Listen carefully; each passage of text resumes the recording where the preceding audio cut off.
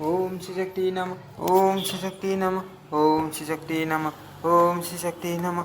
ओम श्री शक्ति नमः। अथ चतुर्वारिशो अध्याय भगवती स्वादा का उपाख्यान से नारायण बोले, हे नारद सुनिए सुनिए। अब मैं स्वादा का उत्तम आख्यान कहूँगा जो पितरों के लिए तृप्ति कारक तथा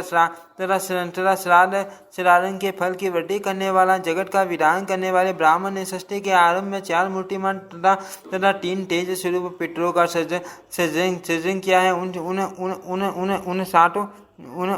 सातों सुख स्वरूप तथा मनोर पितरों को देखकर उन्होंने 7 तर्पण पूर्वक उनका आर भी सज्जित किया। स्नान, तर्पण, देव पूजन तथा त्रिकाल संध्या ये ब्राह्मणों के आयु का क्रम श्रुति में सुप्रसिद्ध है। जो ब्राह्मण पति ने त्रिकाल संध्या, 7 तर्पण, बलि वैश्वदेव और वेद दंड नहीं करता वह विष्णु सर्प के समान है। हे नारद, जो व्यक्ति भगवती की सेवा से वंचित है तथा भगवान श्री हरि को बिना नैवेद्य अर्पण किए ही भोजन ग्रहण करता है, उसका श्वास केवल डाक पर्यंत बना रहता है और वह कोई भी शुभ कृत्य करने योग्य नहीं रह जाता। इस प्रकार ब्रह्मा जी पितरों के लिए श्राद्ध आदि का विधान करके चले गए, किंतु ब्राह्मण आदि जो साध्य पदार्थ हैं अर्पण करते हैं उन्हें पितरगण प्राप्त नहीं कर पाते। अतः सुधा से व्याकुल तथा उदास मन वाले सभी पितर ब्रह्मा जी की सभा में गए और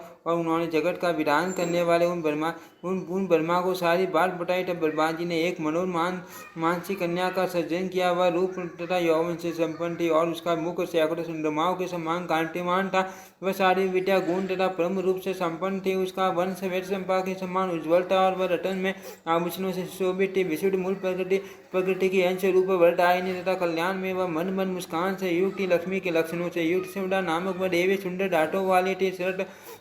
छठ दल कमल के ऊपर रखी शरण कमल वाली वह देवी अति से सुशोभित हो रही थी। पितरों की पत्नी स्वरूपा उस कमलोद शिवदा देवी के मुख तथा नेत्र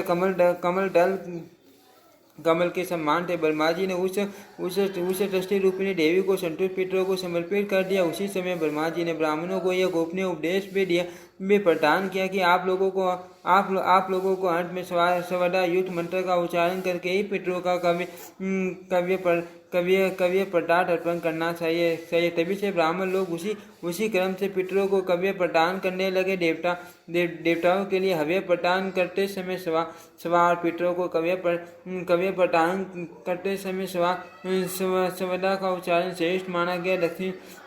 दक्षिणा सर्वथा प्रशस्त मानी गई है, क्योंकि दक्षिणा बिन यज्ञ विनिष्ट हो जाता है। उस समय पितरों, देवताओं, ब्राह्मणों, मुनियों तथा मुनिगणों परम आदर पूर्वक शांति स्वरूपिणी भगवती आस्वादी सवदा की पूजा तथा स्तुति की। भगवती सवदा के वरदान से पितरगण, देवता तथा विप्र आदि परम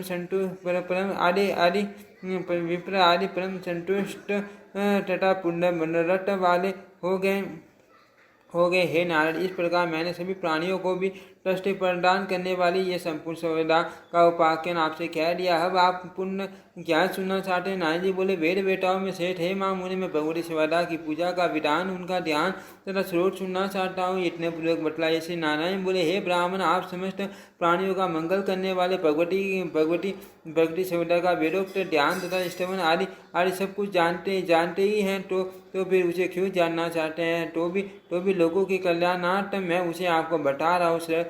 शरद काल में आश्विन मास के कृष्ण पक्ष में त्रयोदशी तिथि को मघा नक्षत्र में अथवा श्राद्ध के दिन इतने पूर्वक देवी सवदा की विधिवत पूजा करके श्राद्ध करना चाहिए। अहंकार युक्त बुद्धि वाला जो विप्र भगवती सवदा का पूजन किए बिना ही श्राद्ध करता है, वह श्राद्ध अथवा तर्पण का फल प्राप्त नहीं करता। यह सत्य है। मैं सर्वदा स्थिर यौवन वाले पितरों तथा देवताओं की पूज्य और श्राद्धों का फल प्रदान करने वाली ब्रह्मा की मानसी कन्या भगवती सवदा की आराधना करता हूँ। इस प्रकार ध्यान करके शिला अथवा मंगल में कलश पर उनका आह्वान कर मूल मंत्र से उन्हें पाठ्य आदि उपचार अर्पण करने चाहिए, ऐसा श्रुति में प्रसिद्ध है। हे मां मुनि, देश को चाहिए कि ओम ही श्री कली सवदा देवये सवा इस मंत्र का उच्चारण करके उनकी वीडियो और पूजा तथा स्तुति करके उन्हें प्रणाम करें। हे मुनि श्रेष्ठ, हे ब्रह्मपुत्र, हे विशारद, अब आप सभी मनुष्यों की संपूर्ण कामनाएं पूर्ण करने वाले उस श्लोक को सुनिए जिसका पूर्व काल में ब्रह्मा जी ने पाठ किया था। श्री नारायण बोले, सवदा शब्द का उच्चारण करने मात्र से मनुष्य तीर्थ सिनाई हो जाता है, वह सभी पापों से मुक्त हो जाता है तथा वाजपेय यज्ञ का फल प्राप्त कर लेता है। यदि मनुष्य सवदा इस प्रकार तीन बार स्मरण कर ले तो वह श्राद्ध बलि वैश्व देव तथा तर्पण का फल प्राप्त कर लेता है। जो व्यक्ति श्राद्ध के अवसर पर सावधान होकर सवदा स्रोत का श्रवण करता है, वह श्राद्ध से होने वाला संपूर्ण फल प्राप्त कर लेता है, इसमें संदेह नहीं है। जो मनुष्य टीकाल संध्या के समय सवदा ऐसा उच्चारण करता है, उसे पुत्रों तथा सद्गुणों से संपन्न विनम्र प्रिय तथा प्रतिव्रता स्त्री प्राप्त होती है। हे देवी, आप पितरों के लिए प्राण तुल्य और